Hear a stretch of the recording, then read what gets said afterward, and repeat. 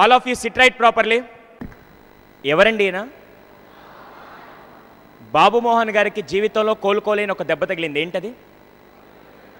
ఏంటి? వాళ్ళ కొడుకు చనిపోయారు. కొడుకు చనిపోయి ఎంతకాలం, ఎలా చనిపోయారండి? కొడుకు యాక్సిడెంట్లో చనిపోయారు. చనిపోయి ఎంతకాలం అయింది? ఎంతకాలం అయింది? ఆల్మోస్ట్ 8 to 10 years అయిందండి. కానీ ఇప్పటికీ తన కొడుకు ప్రస్తావన ఎక్కడైనా వస్తే తనకే తెలియకుండా కన్నీళ్ళు వస్తున్నాయండి. ఎవరండి ఆయన?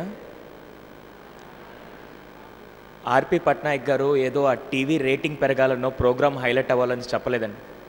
2009లో ఆయన ఇంటి వెనకాల ఒక స్లమ్ ఏరియా ఉంటే అక్కడ ఒకరి తల్లిదండ్రులని రోడ్డు మీదకి తరివేస్తే ఆ రోజు నుంచి ఇంటికి తీసుకొని వచ్చి తన సొంత తల్లిదండ్రులకు చూసుకున్న మహానుభావుడు అండి ఆర్పి పట్నాయక్ గారు. Really hats off to that great man.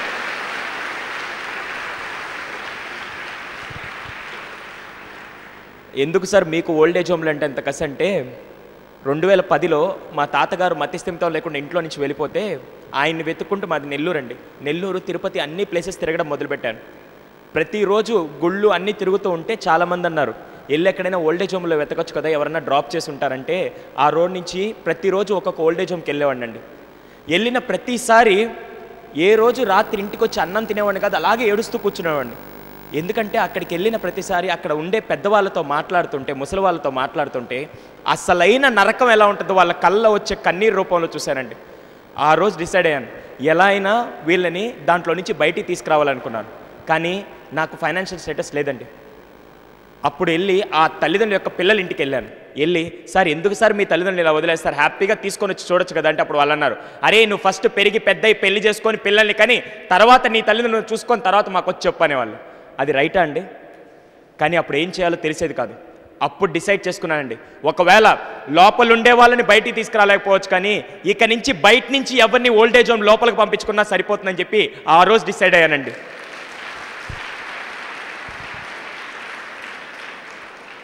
కానీ ఒక్కడిని చేయాలంటే నా వల్ల కావట్లేదు. అప్పుడు నాకు ఒక ఐడియా వచ్చిందండి.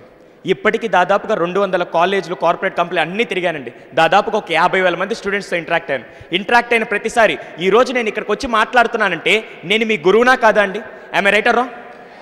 ఇప్పుడు ఒక గురువుగా నేను ఒక గురు దక్షిణ్ణి భిక్షగా అడుగుతాను, ఇస్తారా?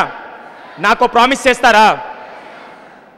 రేపటి రోజున భవిష్యత్తులో ఇక్కడ కూర్చున్న ఏ ఒక్కరి విద్యార్థిని తల్లిదండ్రులు ఏ ఓల్డేజ్ హోమ్లో ఉండకూడదు, నాకు ఆ ప్రామిస్ చేస్తారా? ఒకవేళ వీలైతే మీ పక్కింట్లోనే ఎదురింట్లోనే ఎవరన్నా జాయిన్ చేస్తున్నా ఆపండి, ప్రామిస్ చేస్తారా? ఎందుకు సార్ ఇలా చేపిస్తారంటే ఆ బాధ నాకే తెలుసండి. నాలాంటి దురదృష్టవంతులకు మాత్రమే తెలుసు. 9వ క్లాస్లోనే తండ్రిని కోల్పోతే ఈరోజు ఈ పొజిషన్కి వచ్చి ప్రతిరోజు రాత్రి నిద్రపోయేటప్పుడు ఈ ఆనందాన్ని ఎవరితో పంచుకోవాలి, ఈ పుత్రోత్సాహం ఎవరికి ఇవ్వాలో తెలియక ప్రతిరోజు ఏడుస్తాడు. నాకు మాత్రమే తెలుసండి ఆ బాధ ఎలా ఉంటుంది. ఎవరైతే కోల్పోయారో వాళ్ళకి మాత్రమే తెలుస్తుంది. ఉన్నప్పుడు ఆ వాల్యూ తెలియదు. ఎందుకు తెలియదంటే, మొన్న రీసెంట్గా ఒక అమ్మాయి కౌన్సిలింగ్కి వచ్చింది. చెప్పచ్చా అండి? కౌన్సిలింగ్కి 9వ క్లాస్ అమ్మాయి వచ్చింది. ఆ అమ్మాయికి కూడా వాళ్ళ నాన్న లేడు. అమ్మ, తన చిన్న పాప, వాళ్ళ అక్క ఉంటారు. వాళ్ళ అమ్మ అంటే ఎందుకో చిన్నప్పటి నుంచి తనకి ఇష్టం లేదు. ఇష్టం లేకుండా అలా ఉన్నప్పుడు ఒకరోజు రాత్రి 7 గంటలకి భోజనం చేసే టైంకి అమ్మ భోజనం పెడుతూ ఉంది. ఏదో మాట అనేసరికి ఒక్కసారిగా లోపలుండే బర్స్ట్ అయిపోయింది. కోపం బర్స్ట్ అయిపోయి తినే ప్లేట్ తీసి ఇలా విసిరి కొట్టి, అసలు నువ్వు తల్లివేనా?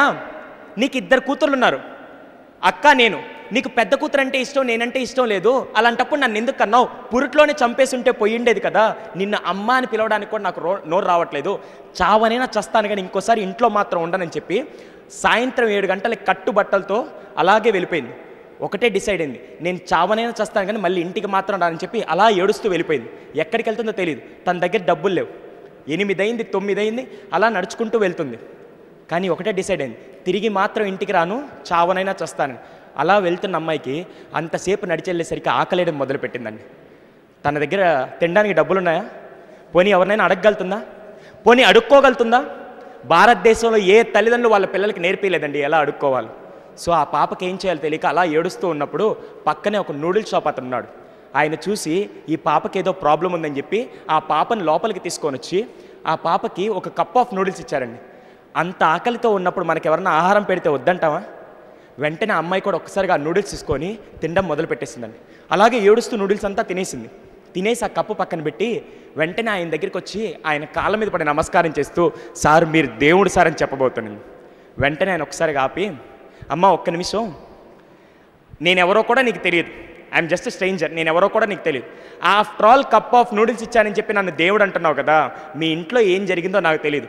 16 ఏళ్ళగా వాళ్ళ కళల్ని పక్కన పెట్టి నీ ప్రపంచాల కోసం బతుకుతున్న నీ తల్లిదండ్రులు ఒక్క మాట అన్నారని ఈరోజు ఇంట్లో నుంచి వచ్చేసావు, నీకు ఇది న్యాయమేనా అని ఒక్క మాట అడిగాడండి. ఆ అమ్మాయి ఇంకెక్కెక్కి ఆడవడం మొదలుపెట్టింది. అలాగే ఏడుస్తూ ఇంటికి బయలుదేరింది. ఇంటికి వస్తున్నప్పుడు కూడా ఒకే ఆలోచన, అమ్మ కొడుతుందో అమ్మ తిడుతుందో అని చెప్పి ఆలోచిస్తూ వస్తుంది. అమ్మ తిడుతుందా అండి? అమ్మ కొడుతుందా? 2 గంటల క్రితం కూతురు ఇంట్లో నుంచి వెళ్ళిపోయిందని ఏడుస్తూ గుమ్మలో ఎదురు చూస్తున్న తల్లికి ఒక్కసారిగా తన కూతురు వచ్చేసరికి ఏం చేస్తుందండి తల్లి? ఏం చేస్తుంది? ఏడుస్తూ హత్తుకొని లోపలికి రమ్మ, ఆకలేస్తుందో అన్నం తిందో అంటుంది. అలాంటి మాతృమూర్తులు ఎక్కడున్నా అంటే కేవలం భారతదేశంలో ఇక్కడ కూర్చున్న విద్యార్థులకి తల్లిదండ్రులుగా మన ఇంట్లో ఉన్నారండి. ఆమె రైట్ ఆర్ రాంగ్? కానీ మనం ఏం చేస్తున్నాం అంటే, ఎంత దౌర్భాగ్యమైన స్థితిలో ఉన్నామంటే, నాకు ఒక చిన్న విషయం చెప్పండి, నేను మా తమ్ముళ్ళు అన్నయ్యలాగా అడుగుతున్నాను, లేకుంటే చెల్లెలు అక్కల్లాగా అడుగుతున్నాను, ఎంతమంది మీ సూటిపోటి మాటలతో మీ అమ్మా నాన్నలను ఇబ్బంది పెట్టుంటారు? ఒక్కసారి చెప్పండి. అందరం రైట్, అందరూ అదే పని చేస్తారు. నాకు ఈరోజు ఒక్క పని చేస్తారా?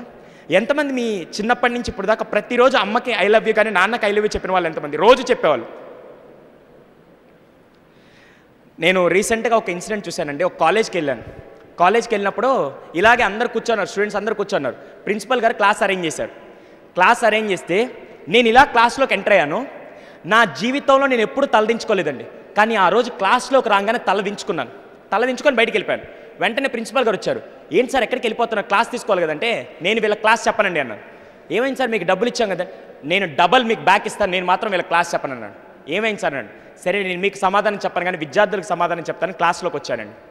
ఎందుకు వెళ్ళిపోయానో తెలుసా? క్లాసు గోడల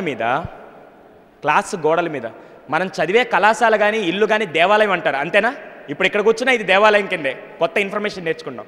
ఆ క్లాసు గోడల మీద ఏం రాస్తున్నారో తెలుసా అండి? ఇంటర్మీడియట్ విద్యార్థులు ప్రతి గోడ మీద పవర్ స్టార్ పవన్ కళ్యాణ్, జై బాలయ్య, జనసేన, అల్లు అర్జున్ అని చెప్పి ప్రతి గోడ మీద ప్రతి పేరు రాస్తున్నారండి. నేను ఒక్కటే మాట్లాడాను, తమ్ముళ్ళు బాగా రాశారు, ఎక్సలెంట్, మంచి పేర్లు, డిజైన్లు అన్నీ బాగానే ఉన్నాయి. అన్ని పేర్లు రాసిన మీకు ఎక్కడా మీ నాన్నగారి పేరు రాయాలనిపించలేదని చెప్పి ఒకటే అడిగానండి. మీ నాన్నగారి పేరు ఎక్కడ గోడ మీద రాయాలనిపించలేదని అడిగాను. వెంటనే వాళ్ళు ఆశ్చర్యపోయారు. ఏంటి సార్? ఏం లేదు బాబు, నేను కరెక్ట్గా 15 నిమిషాలు టైం ఇస్తాను, బయటికి వెళ్ళి వచ్చేసరికి ఏ గోడ మీద ఏ హీరో పేరు ఉండకూడదు. మీరు ఏం చేస్తారు నాకు తెలియదు, 15 నిమిషాలు టైం ఇస్తాను, గోడ గీకతారా పెయింట్ వేస్తారా మీ ఇష్టం. 15 నిమిషాల తర్వాత వస్తే ఏ గోడ మీద ఎవరిది ఉండకూడదు. కానీ ఏమి రాసి ఉండాలంటే, ప్రతి గోడ మీద పెన్ను పెన్సిల్ తీసుకొని Sudheer son of Sivaramayya, Suresh son of Krishna అని చెప్పి మీ పేరు మీ నాన్న పేరు అన్ని గోడల మీద రాయమని చెప్పారు. వెంటనే నేను వెళ్ళిపోయాను. 15 నిమిషాల తర్వాత తిరిగి వచ్చేసరికి పాప మీ పిల్లలు ఏం చేశారంటే, పైన ఎక్కడ హాస్టల్ మీద పెయింట్ డబ్బాలు ఉంటే అవి తీసుకొని వచ్చి మొత్తం వేసేసి పెన్తో రాసి పెట్టారు. లోపలికి రాగానే అడిగారు, మీకు సినిమా హీరోలు అంటే ఇష్టం అనండి. సార్ భలే ఇష్టం సార్, ప్రాణం అన్నారు. వెరీ గుడ్ అమ్మా. సినిమా హీరోల మీద మనం చూపించేదాన్ని ఏమంటారమ్మా? అభిమానం. తల్లిదండ్రుల మీద చూపించేదాన్ని మనం ఏమంటాం? పిల్ల జమీందార్ సినిమాలో ఒక మంచి డైలాగ్ ఉంటుందండి. ఏంటంటే, దేవుడు మనుషుల్ని ప్రేమించడానికి వస్తువులను వాడుకునే దానికి సృష్టిస్తే మనం వస్తువుల్ని ప్రేమిస్తూ మనుషుల్ని వాడుకుంటున్నాం అని చెప్పేసి ఆ సినిమాలో ఒక డైలాగ్ ఉంటుంది. అలాగే దేవుడు ఏం చెప్పాడంటే, అరే పిచ్చి జనాలారా, అభిమానాన్ని గుండెల్లో పెట్టుకొని ప్రేమని పంచండి అని నేను చెప్తే మీరు ప్రేమని గుండెల్లో పెట్టుకొని అభిమానాన్ని పంచుతున్నారు, ఫస్ట్ అది మారండి రా అని చెప్పి దేవుడు చెప్తున్నాడండి. ఈ రోజు నుంచి ఎక్కడో ఎవరో ఎక్కడో ఉంటే ఇంకొక ఇన్సిడెంట్ చెప్పొచ్చండి. నాకు తెలియదు ఈ వీడియో ఎక్కడికి వెళ్తుంది, ఎవరు ఫ్యాన్స్ వచ్చి నన్ను కొడతారు నాకు తెలియదు, కానీ నేను ఎవరి ఫ్యాన్స్ని హర్ట్ చేయట్లేదు. కానీ నేను ఒకే ఒక విషయం చెప్పాలంటున్నాను. ఒక అన్నయ్యగా ఒకటి చెప్తాను, మీరు ఇంటికి వెళ్ళి ఒకటి చేస్తారా చేయరా? సో ఈరోజు ఇంటికి వెళ్ళి ఒక పని చేయండి. ఏంటంటే, మీరు ఇంటికి వెళ్ళినప్పుడు మీ అమ్మో నాన్న ఎవరో ఒకరు ఉంటారు కదండి, మదర్ ఫాదర్ ఎవరో ఉంటారు. ఓకే, ఇంటికి వెళ్ళగానే సైలెంట్గా సైలెంట్గా వెళ్ళి ఏం చేయదు, ఇంటికి వెళ్ళి బ్యాగ్ అక్కడ పెట్టేసి నేరుగా అమ్మ దగ్గరికి వెళ్ళి, అమ్మ ఉంటే అమ్మ, నాన్న ఉంటే నాన్న. వెంటనే ఏం చెప్తారంటే, తెలుగులో చెప్తే వాళ్ళకి ఈజీగా ఉంటుందో ఇంగ్లీష్లో చెప్తే వాళ్ళకి ఈజీగా ఉంటుందో చేయండి, నాకు సంబంధం లేదు. కానీ ఏం చెప్తారంటే, అమ్మ దగ్గరికి వెళ్ళి, అమ్మ ఐ లవ్ యూ, నాన్న ఐ లవ్ యూ అని ఒక మాట చెప్పండి. వెంటనే అమ్మ అంటుంది, ఏరా దారిలో బాగానే వచ్చావు, కుక్క ఏమైనా గడిచిందా? నాన్న అంటాడు, ఏరా బిస్కెట్లు వేస్తున్నావు, డబ్బులు ఏమైనా కావాలా, మామూలుగా అడగొచ్చు కదా అంటారు. కానీ ఆ రోజు రాత్రి మాత్రం వాళ్ళిద్దరు అన్నం తినరండి. 18 ఏళ్ల వయసులో ఉండే కొడుకు వచ్చి ఇన్ని రోజులు చెప్పండి నేను ప్రేమిస్తున్నానని చెప్పి కొడుకు వచ్చి చెప్పారని, కూతురు వచ్చి చెప్పారని, ఆ రోజు ఆ తల్లిదండ్రులు అన్నం తినరండి. పక్కన 10 మందికి వెళ్ళి చెప్తారండి. అలాంటి అమాయకులు ఎవరంటే మన అమ్మా నాన్నలండి. అర్థమవుతుందా? ఈరోజు ఒక్కరోజు ఇలా చేయండి. చేసిన తర్వాత నాకు వచ్చి చెప్పండి, అన్నయ్య నేను చెప్పంగానే వాళ్ళ కళ్ళల్లో ఆనందం చూశానని చెప్పి నాకు ఫోన్ చేసి చెప్పండి, లాస్ట్లో నెంబర్ ఇస్తాను. ఒక్కసారి చేశారనుకోండి ఎలా ఉంటుందంటే 10 సార్లు మనం దాన్ని నేను ఒక యాక్టివిటీ చేసి చూపిస్తాను. మీ అందరు దాన్ని ఇన్వాల్వ్ అవుతారు యాక్టివిటీలో? Yes or no? So activity మీరు అందరు చేయాలి. అది నేను చేస్తాను. ఈ ఒక్క యాక్టివిటీ చేస్తే ఇంకొక ఎగ్జాంపుల్ ఉంది, చెప్పచ్చా? దయచేసి ఫ్యాన్స్ అందరికీ చెప్తున్నాను, ఇది ఎవరిని హర్ట్ చేయడానికి కాదు, కానీ తెలియజెప్పడానికి చేస్తున్నాను. మా ఇంటి పక్కన దీపావళికి సెలవులకి వెళ్ళాను సార్. సెలవులకి వెళ్ళినప్పుడు ఏం జరిగిందంటే మా ఇంటి బయటే ఒక పోస్ట్ చేశారు. ఎవరిదంటే పేరు కూడా చెప్తాను, నాకేం భయం లేదు. రెబల్ స్టార్ ఎవరు? ప్రభాస్ ఫోటో వేసి ఒక కట్అవుట్ పెట్టినారు. ఎంత కట్అవుట్ అంటే ఫ్లెక్స్ పెట్టించున్నారు. ఆ దీపావళి ముందు రోజు ఎప్పుడు ఆయన పుట్టినరోజు అంట. ఓకే, పుట్టినరోజు అంట. ఫ్లెక్స్ వేయించినారు. కింద ఏం రాస్తున్నారంటే ఫోటో పెట్టి చరణ్, మా ఫ్రెండ్ పేరు చరణ్ అండి, వాడి పేరు వేయించున్నారు. వాడు ఏం చేస్తున్నాడంటే నాతో పాటు బీటెక్ కంప్లీట్ అయిపోయింది, కాకుంటే ఒక దగ్గర జాబ్లో జాయిన్ అయ్యాడు. మళ్ళీ ఆ జాబ్ నచ్చక వచ్చేసాడు. ఇప్పుడు ఖాళీగా ఇంట్లో ఉన్నాడు. ఓకేనా, ఖాళీగా ఇంట్లో ఉన్నాడు. ఫ్లెక్స్ వేయించాడు. ఒకసారి నేను అపార్ట్మెంట్లో నుంచి బయటికి రాని ఫ్లెక్స్ కనపడింది. అరే చాలా బాగుంది అని చెప్పి నేరుగా వాడి దగ్గరికి వెళ్ళాను.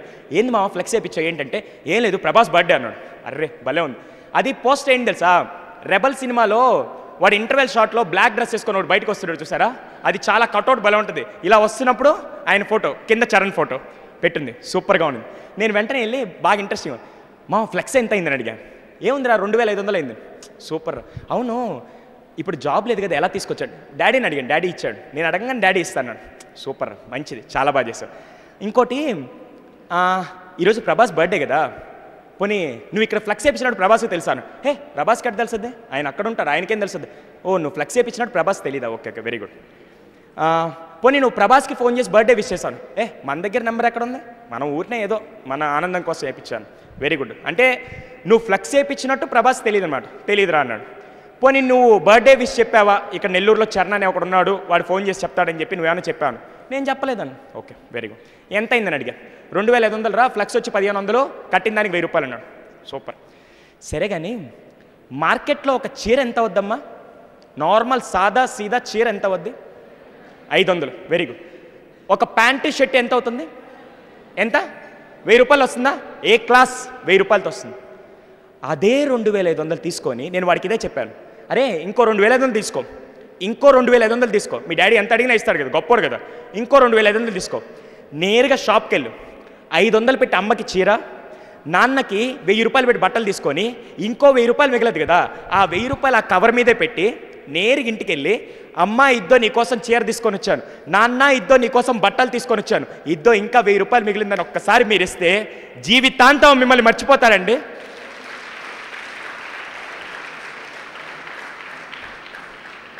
ఇది జస్ట్ చెప్పడానికే చేశానండి, ఇది రియల్గా జరుగుతున్న ఇన్సిడెంట్లు. నేను వాళ్ళందరికీ ఎందుకు చెప్పలేనంటే, సార్ అభిమానం ఎప్పుడు ఇక్కడ ఉంటేనే బాగుంటుంది కానీ అలా ప్రదర్శించొద్దు సార్.